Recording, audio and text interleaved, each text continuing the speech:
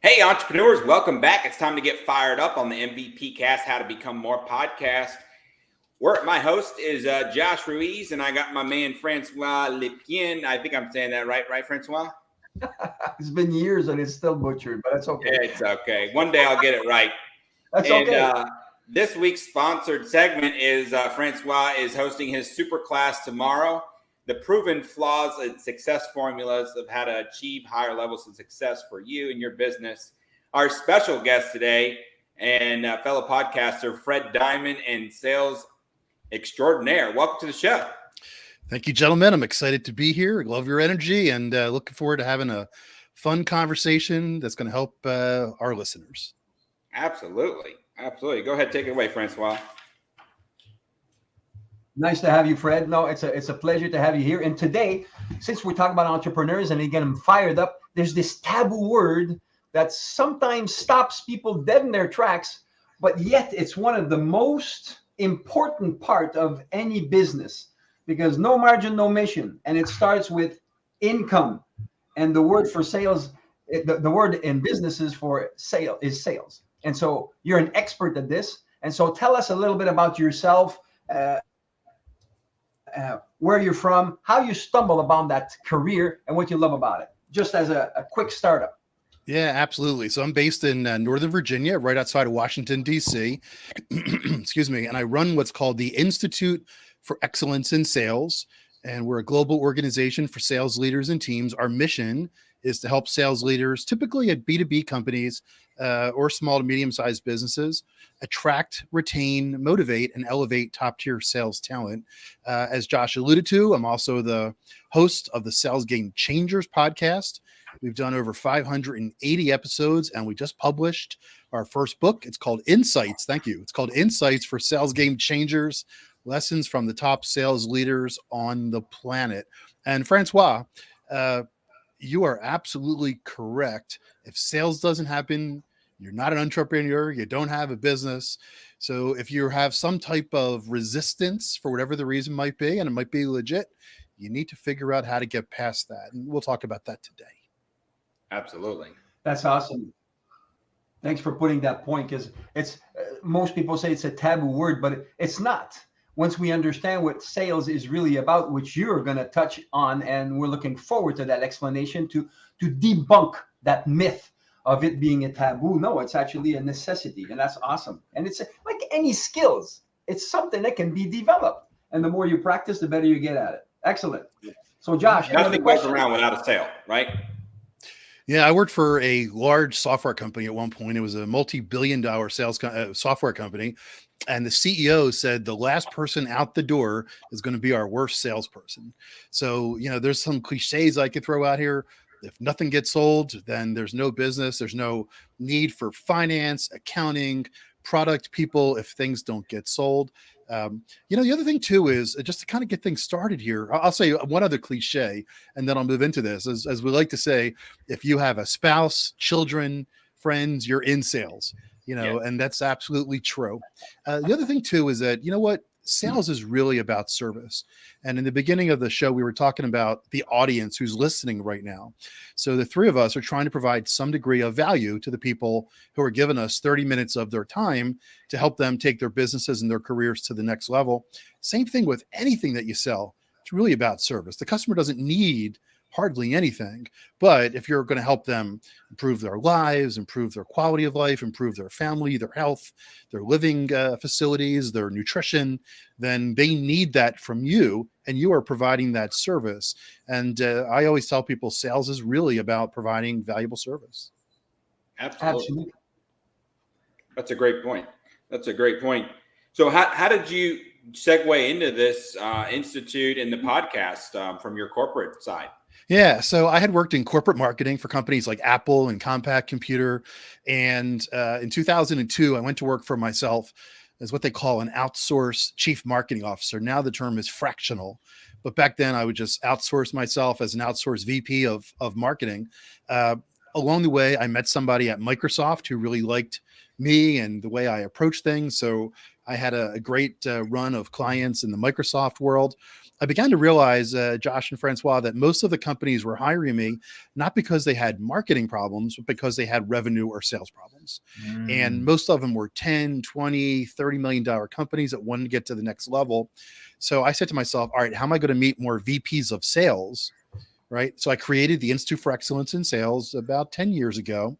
And for the first 6 or 7 years, we did events typically in the DC area. We began to expand into other places, and people started coming to our events. We would bring great sales speakers and we would provide great networking for top sales leaders.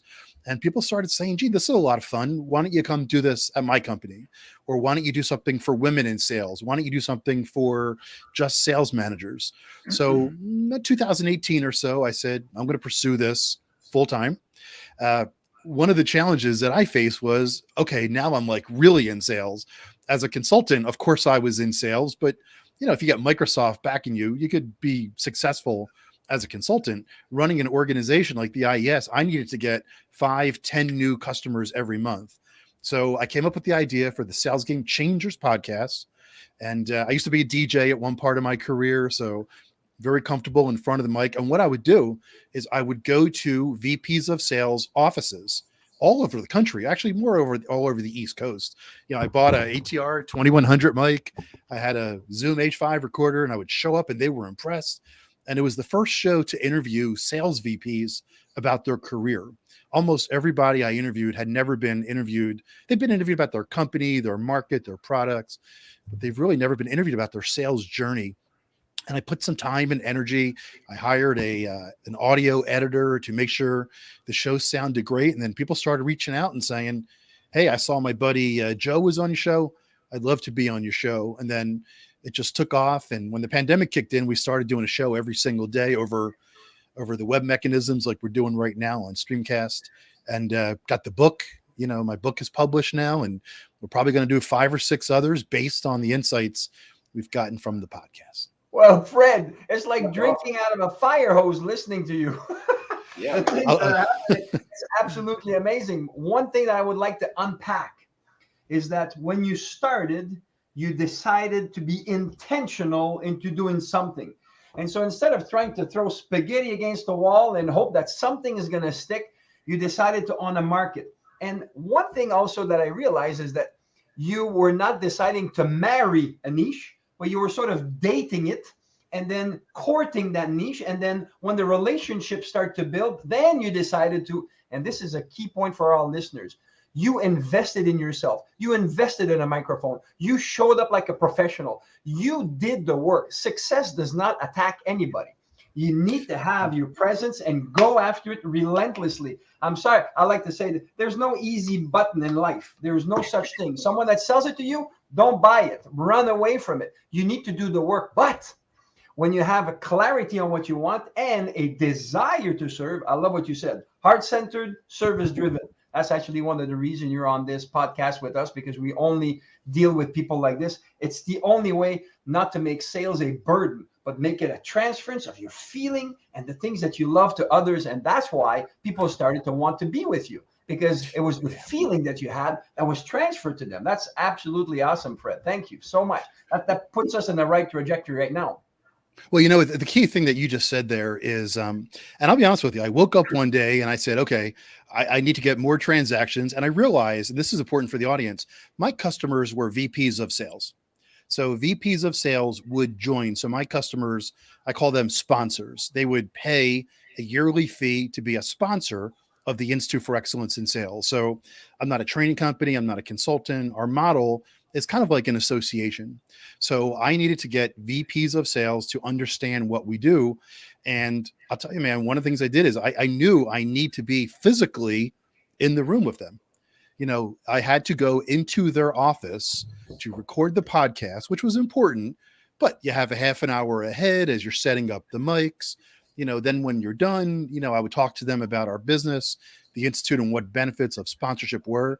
Then when the show goes live, we did a lot of marketing. So all of their friends would see it on LinkedIn. And for a day, they were treated like a rock star. But the critical thing back to what you said was, I only interviewed VPs of sales, because VPs of sales were my customer. And right now I get 40 inquiries per week. of people who want to be on the show, trainers, consultants, and that's really not who I want to bring to my audience. I want to bring bag carrying, quota carrying sales leaders, because that's who we're focused on, and that's who I'm focused on, and that's who we provide the value for. So, I was back to your listeners, your customers that you serve. I had to figure out, how do I get in the room? How do I physically be there? I could email them and try to get appointments all day long. That's a hard slog. Having a podcast that we really did well, that we put a lot of energy and thought behind, that I had a professional produce. And, it's interesting. I went to a free how to do a podcast class, and then I took the $1,000 class this guy offered, accelerated my pace very, very quickly. Instead of taking me 6 months, took me like a month and a half to launch. He then invited me to his $10,000 mastermind, which I declined because I didn't see the value in that, but there was light years of value. And here's the thing. We tripled the size of our business since I launched the podcast, because I was making this connection with sales VPs who were getting benefit from what we do. Excellent. Thank you so much for. There's some things that I need to unpack here. Is at first you knew that you need to be physically present, so you did not buy your excuse of saying, "Oh man, it's far." You bit the bullet and you went there and you did it. And as you start doing this, you're no longer stuck because you're taking action. And as long as you're taking action and gaining momentum, you're seldom going to get stuck. You just need to continue. You don't need to start. And then you tweaked it and you tweaked it. And then you got a professional and then helped you. And then you got some training and it accelerated you. And now that's an interesting thing. Some coaching for everybody. Get some coaching, everybody. And sometimes, even if the price tag seems too high, sometimes you bite that bullet. And that one thing, like for example, that $10,000 guy, I'm sure that by now, maybe it'd be a good thing for you to do. I don't even know who he is. But if something is 10 grand compared to 1,000, that means that there's more value. And one thing can catapult you. You said you double, triple, maybe you can 10x.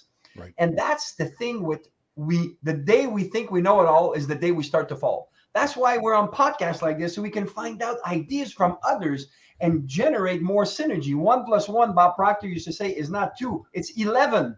Yeah. So we need to get with more people to get to the next level. And so often people stop themselves from getting training from others. And you said it. It shortcut your learning curve from a month instead of 6 months. That's absolutely awesome. And as you can tell, I get excited when people are doing things like this.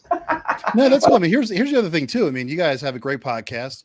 The podcast is a marketing tool, right? Yes. So a lot of people, when I first did, and you guys might have had the same thing, I was going to be the next Joe Rogan. I was going to have 1 million downloads per show. And then I realized pretty quickly that it's a niche, right? And it's a marketing tool. And I've spent tens of millions on marketing tools at companies like Apple and Compaq. And I realized, okay, now how do you use it as a marketing tool? Well, you're engaging in a conversation. If you get people to watch, hopefully we all both get hundreds, if not thousands of people to watch or listen to our show. But I like to say, if one person listens to my podcast, then one person listens to my podcast. Hopefully it's a VP of sales at a major tech company or Hilton or whatever it might be. But it's all a marketing tool that's going to hopefully get you achieve whatever the goal is. And as an entrepreneur, it's to get customers, to get investors, get partners, whatever it might be. Yeah. And on that point, Fred, too, I know, and I see the podcast as an asset tool, for now and the future, right? I mean, this recording that we're doing, this will be of some value even 5 years from now, right? And I'm sure yours are as well, because it's all principle-based things that people can apply today and tomorrow and have success with. And so, like you said, it's a marketing tool, but it's also an asset plug that you have, or essentially ever, right? I'll give you an example of that. So I started doing shows in 2017, and I post, even though I have people who work in our organization, I physically post the show each day or whenever we go live myself, because I want to listen to it one more time. And I want to track. So when I go up to post, we use a provider called Libsyn. So I could see how many downloads we get per week and per show. And it shows you on a daily basis the new downloads. So almost every time I go to post a new show, I'll see some random downloads for a show in 2017 or 2018. And a couple of weeks ago, one particular show got like 15 downloads. of a show I did in 2018. So I reached out to the gentleman who I interviewed. It was a VP of sales, actually at a different company at the time. And I said, "Hey, are you hiring right now?" He said, "Yeah." I mean, he wrote back to me via LinkedIn. He goes, "Yeah, how did you know?" I said, "Because your podcast, just got 15 downloads last week." So people are smart and are looking at you and listening to your show. And we also transcribe. So it's a tool that keeps on giving. Yeah. That's awesome. Just the fact, and this is a scary thought for many entrepreneurs. Calculate your matrix, know your numbers, the KPIs. I don't want to do it. And you're doing it. And because you've done it, you were able to find a gem and then say it to that VP. And now you've added even more value. So guess what? The more value you add, the less you have to sell. It's a great point. And actually, I've done over, like we said before, about over 580 episodes. I would say that I would get a response to an email or a call from at least 560 of the people that I've interviewed within an hour and a half, 2 hours. There are some that have retired and have moved on that, are gone from the industry, whatever it might be.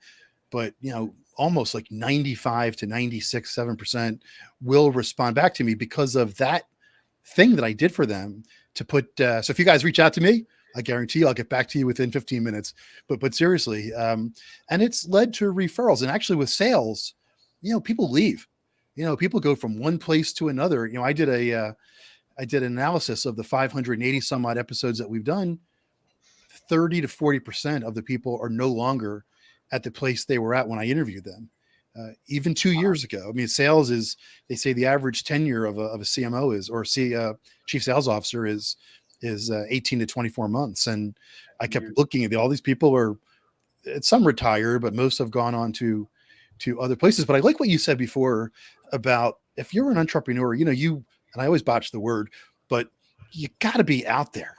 You got to be out there. The best entrepreneurs I know, I remember seeing them at trade shows in the pathway, pitching their product. I remember, if I could share one quick story about an entrepreneur, when I was at Apple, I was in marketing at Apple, and I was in the government division, the first part of my career. And there were a couple big government trade shows, FOSSI and a couple others. And Apple had this one partner that sold its products to the government. Company was called Falcon Microsystems. They're long gone. Their CEO was a guy named Dendy Young. And I remember I was at FOSSI with Apple, and there was a Falcon booth. And I went over to the Falcon booth, and Dendy was in the hallway bringing people in. He was a CEO of the company to see this new color printer, which was a big deal in the late 80s.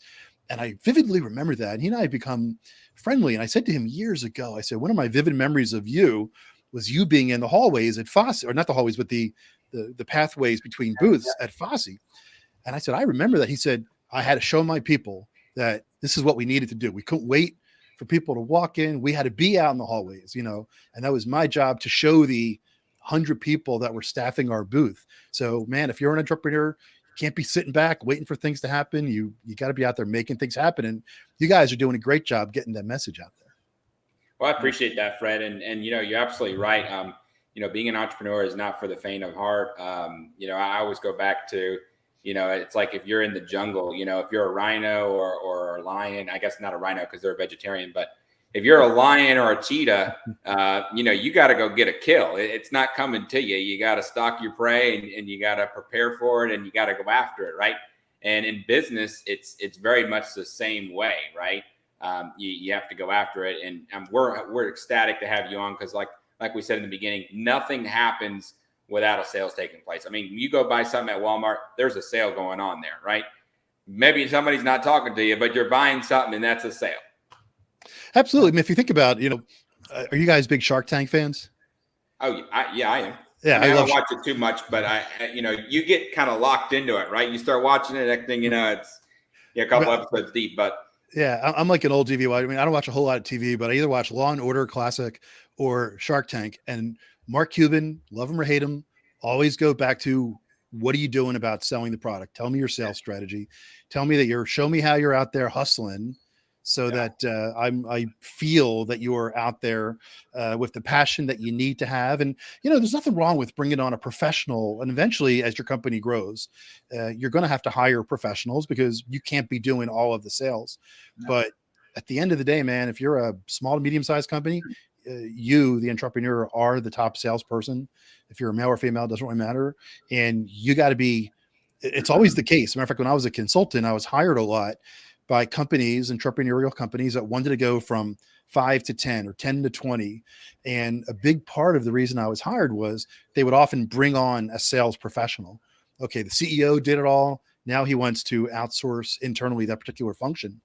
And it was really hard to replicate the success because, if you think about it, if you're an entrepreneur, your life is tied to the company. If you guys don't hit your metrics, then the company's gone. Your dream, your baby, right? It's going to be gone. If you're a sales guy who's brought in to be hired by the company, if it doesn't work, you're going to find another gig. So the sales leader, the entrepreneur, you gotta have passion to get out there. You got to figure it out. You got to learn. And the great business owners, they learn. So Fred, great segue.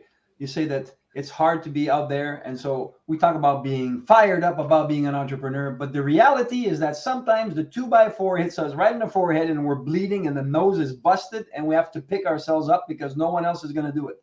So tell us because it's all good what you've said so far, but there must have been some challenges. What are the biggest challenges that you have faced and how did you overcome it? So there's a bunch of different ways I can go here. Here's the thing. It's not about you. Right. So, when you're interfacing with the customer, they ain't thinking about what you did that day. I'll tell you one of the greatest lessons I ever learned. I was a DJ. I think I might have mentioned that once before. After college, I was a weekend party DJ and I worked for McGraw-Hill Publishing full time before I went to Apple. And I remember one day I had a bad day, whatever the reasons were. The day at work was just not a great day. And I went to this party I was DJing at and I was like, I really want to talk about what happened today, but it was a party from 7 to 11. It was a wedding or whatever it was. And I remember someone came up and asked a request or something. And I said, man, I had a really tough day. And he goes, oh, well, aren't you going to play my request? And I was like, you know what? I'm the DJ. They don't see me as a guy who had a tough day at McGraw-Hill Publishing. They want to be entertained from 7 to 11, right? So the reason I tell you that is I have to remind yourself that it's not you. It's if they're looking at you as the entrepreneur, if they're looking at you who's going to hopefully going to bring them some solutions that's going to help them achieve whatever it might be, more sales, productivity, better human resource management, whatever it might be. Not that they don't care about your personal life.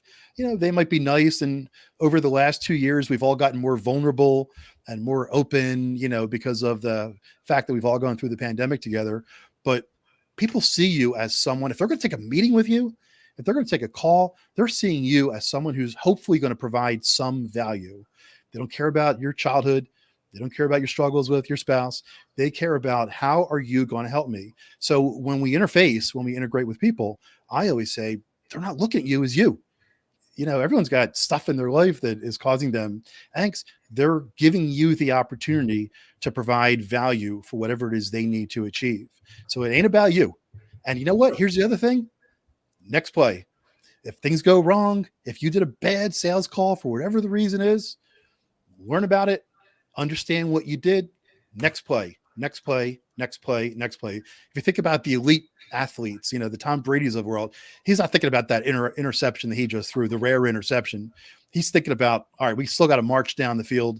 Next play, next play, next play. So if you can get to that mentality, and it ain't personal, it's about next play. It's about how can I continue to provide value to my audience, whatever the audience might be. Fred, I'm going to take it sideways here, which is interesting, I think, because of some of the things that you've answered before, is as an entrepreneur, we need to understand to solve problems. And so that's the skill that we develop. And in essence, it becomes sales. Yeah. But once you develop this skill, it can help you in other areas of your life. And so therefore, how about you share about this Lyme disease story? Yeah, thanks for asking about that. So I have 2 books that are published on August 15th. I'm not sure when the date this show is going live, but on August 15th, I have 2 books that will be published, Insights for Sales Game Changers. on a personal note, I don't know how much your audience knows about Lyme disease, but I had someone in my life, and thanks for asking, by the way, I had somebody in my life who was afflicted with Lyme disease. And I decided about a year ago to become more educated on the pandemic that is Lyme disease. And I just started reading books, and I started listening to podcasts and joined Facebook groups. I had no idea how insidious the disease of Lyme was and other tick-borne illnesses. They say that 1 out of every 7 people on the planet has been or is affected by Lyme disease. That's crazy. Yeah, and it's basically a tick-borne illness. It transmits bacteria from animals like deer or mice, and then it goes into every organ in your body. And if you don't catch it quick enough, it can really put you in a bad state. So one thing that I realized after reading all of the books and consuming all this information is that there was never a book written for family members, partners, or friends. So I wrote a book. It's called Love, Hope, Lyme, what family members, partners, and friends who love a chronic Lyme survivor need to know. And the foreword was written by the foremost Lyme doctor on the planet, a guy named Dr. Richard Horwitz. He actually reached out to me. His team found out I was writing this book, and he wrote this unbelievable foreword to the book. It's one of those things that you just don't know. I had someone in my life who I didn't know how challenging this particular disease was until I really got into it. And I'm using the platform to spread awareness, and the response from the Lyme world has been tremendous. That's what I'm saying, is that the skills that you've developed now are used to build some good. So to all the entrepreneurs here, those skills are important to develop. We never know when they can help us, but they can help, and they will help. So it's a good thing to polish them. So that's good. Thank you for sharing that part. Yeah. And I appreciate what you just said also. A lot of the great entrepreneurs that I've met in my career have devoted their time and energy to charity, to service, especially now. You'll see a company that is raising money that is also working at food banks or something, or they're working on helping whatever the cause might be. And, everybody, if you think about people who are going to work for entrepreneurial driven companies, the millennials and the whatever it is called, Gen Y or something, they want more out of life. They want more value from their time, and companies are going to have to, if they're not, they're going to have to show that, a big part of what we're about is giving back, is providing value. And I don't even mean like global things like, like the shoe company who gives away a pair of shoes, or I forget the name of the sock company, that gives away a pair of socks every time they sell a sock. Those are nice global things, but I'm talking about little things, people getting together once a month to clean a park. Those things, people who are going to work for entrepreneurial companies, they want that type of mission in their life. I don't know about everybody, but definitely the good ones do. Yeah. Cool. No, absolutely. And I'm a big firm believer, and I know Francois is, the more you give, the more you receive. And no matter what we're doing, we're all here to serve others, right? Because we're served by others. And when you lead with that, good things always just follow in that footstep. So, yeah, I mean, the quote I love to follow is an Einstein quote, which is, "Only a life lived in the service of others is a life worth living." So if we can attribute why we're here to that, then hopefully we'll make the world a better place, one person at a time. Absolutely. Maybe one thing before we go into your superpower, that thing about giving and giving. If we give and we expect to receive, we're only doing an exchange. We're not really giving. We have to stop this thing of saying, hey, if I give to Fred, Fred's going to give back to me. That's not it. If you give to Fred, then it can come from somewhere else, but not necessarily from Fred. So we have to stop this unilateral thing of I help him, he helps me. What if he helps him and it comes from somewhere else? Let's make it roll. Let's not hoard this thing of giving. Let's give out, but not in expectation of receive necessarily, but just for the sake of giving. And that will create way more momentum in our lives. Absolutely. That's perfect, man. I love the way you said that. Cool. Absolutely. So last thing, and then we're going to wrap up here, Fred. We wanted to ask you, we always ask our guests at the end what your superpower is, and yours was interesting. So go ahead. You would like to have the superpower you'd like to have. Oh, the one I'd love to have, it's whenever that question gets asked, it's always invisibility. I don't understand why anyone asks anything different. I mean, I can't understand why you would have any other superpower. Super strength, who cares? You know, the ability to see through walls, who cares? Invisibility, by far. You could go into rooms, you could hear what people say. You can hear what people say based on what Francois just said, and then act, then put something into action. Imagine if you heard a conversation where someone's talking about something they wish that would occur, and you happen to hear it because you're invisible, they don't see you, and then you can make that happen for the person. Material or just spiritual. That would be something that would be an amazing gift. And then use the invisibility, of course, to then do what Francois just said, which is to give back, act more kind, bring people together. And just being sitting in a room as like a fly, as they say, and hearing what people are striving for, and that you can make the difference. Yeah, that's an extreme. That's the gift that we're given here. Perfect. That's Thanks awesome. for sharing. Again, service oriented. I love your theme here, Fred. Any final words? Yeah, I just want to say, it is about service, but at the same time, you got to ask for the business. So Absolutely. If you're an entrepreneur, yes, it's about service, having that consciousness, but you have to ask for the business. I'll give you one last stat before we leave. We have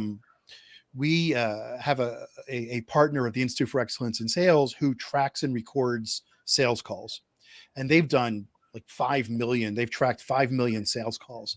And I said to the guy once, I said, "What's the biggest thing you learned?" You know what the biggest thing he said they learned was? Tell us, we're waiting. No follow-up. He said Hey. 50% of the calls had no follow-up, even when the person on the other line expressed interest. There was no, "Can we talk next Tuesday? Can we schedule another appointment? Can I schedule an appointment with my account executive? Can I send you a document and can we review it together next Thursday?" He said 40 to 50% of the calls had 0.0 follow-up. So, just the final message here is, definitely we want to make the world a better place. We're of service. We're of service to those we talk to. And you guys, Josh and Francois, I applaud you for the work you're doing, for being out there, finding ways to bring more value. Your show's great. It's very successful. So good for you. But just to wrap up, sales, there is a sales process. Yes. You do need to ask people to become a customer. It's great if people were calling you all day long and saying, "Hey, I want to be a customer," but especially where most entrepreneurial companies are, you're going to have the courage to be able to say, "Hey, can we get you on board? Or we'd love to have you as a sponsor or customer. What do we need to do to get this contract signed?" Otherwise, it's a Not hobby. happening. So what's the best way for people to get a hold of you? LinkedIn. I'm always on LinkedIn. As a matter of fact, I'm on LinkedIn every day. I do a post, usually gets a couple thousand views.